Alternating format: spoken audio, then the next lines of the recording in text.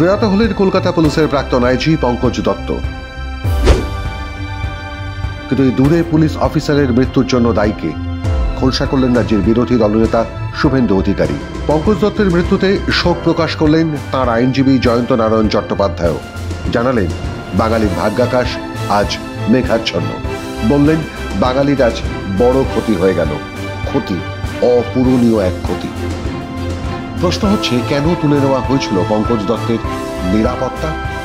শুধু আইনজীবী জয়ন্ত নারায়ণই নন, পঙ্কজ দত্তের মৃত্যুতে শোক প্রকাশ করেছেন অধ্যাপক বিশ্বনাথ চক্রবর্তী। লিখেছেন, পঙ্কজ দা এত তাড়াতাড়ি শেষ হয়ে যাবেন ভাবিনি।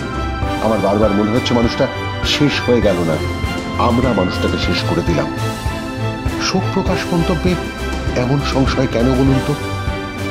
পঙ্কজ দত্তের মৃত্যু ঘিরে আসল কারণ খোলসা করলেন রাজ্যের বিরোধী দলনেতা শুভেন্দু অধিকারী এবং শটান কাঠগড়ায় তুললেন রাজ্যের মুখ্যমন্ত্রীকে। কিন্তু কেন?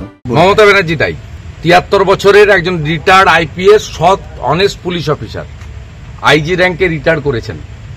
তাকে মনোজ বার্মার নেতৃত্বে মমতা পুলিশ বটতলা থানায় ডেকে সারাদিন বসিয়ে রেখেছিল, প্রায় ৮ ঘন্টার বেশি।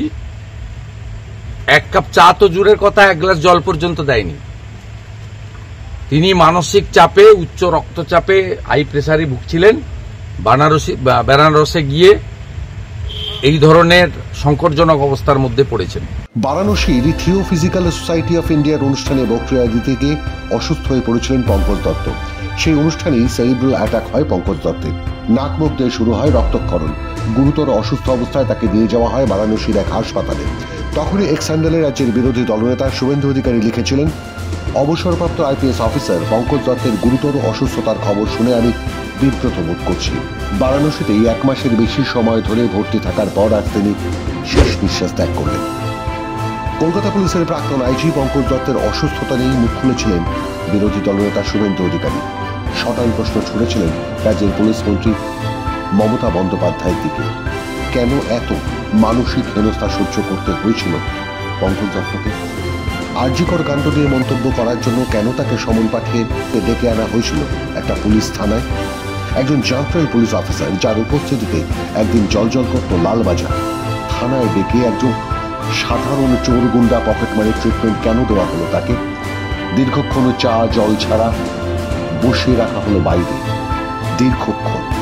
এমনকি জিজ্ঞাসাবাদের সময় তার সামনে টেবিলের ওপর পা তুলে বসেছিলেন তার এক জুনিয়র পুলিশ কর্মী, ক্ষমতা বলে যিনি কেসের আইনে। সঙ্গে চলে লাগাতার অপমানজনক মন্তব্য। আর এইভাবেই তিল তিল করে তাকে মানসিকভাবে বিধ্বস্ত করা হয়।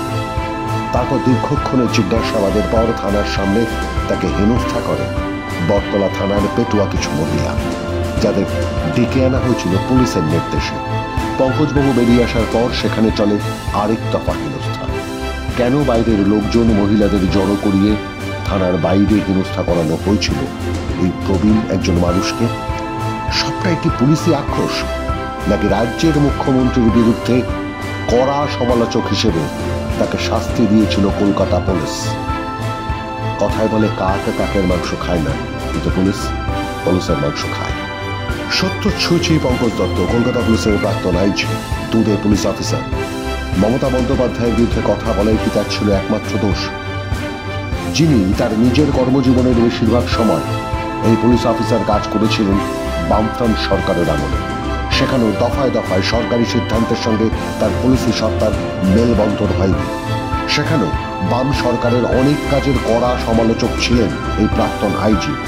সেই সময় এই ধরনের সরকারি হিংস্রতার মুখোমুখি তো হতে হয়নি আইজি পঙ্কজ দত্তকে, বরং তার কথা মেনে নিয়ে ফাইল ফিরিয়ে নিতে বাধ্য হয়েছেন অনেক মন্ত্রী আধিকারিকরা। না, তারপর কেউ কোনো প্রতিহিংসা নেয়নি। আসলে রাজ্যের মুখ্যমন্ত্রীর সমালোচনায় বারবার সরব হয়েছিলেন পঙ্কজবাবু। পুলিশের গাফিলতি নিয়ে সরব হয়েছিলেন তিনি। সেই নিয়ে লাগাতার তাকে হেনস্থা করা হয়েছে।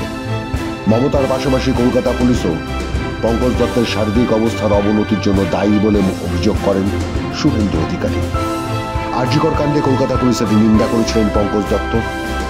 তাদের কাজকর্মের খুঁটিনাটি দেখিয়ে বলেছিলেন কোথায় কোথায় ত্রুটি। কোনো একটা অনুষ্ঠানে একটি বিরূপ মন্তব্যের জন্য তাকে সমন পাঠিয়ে ডেকে আনা হয়েছিল থানায়। সেখানকার হেনস্থার কথা তো আগেই শুনলেন।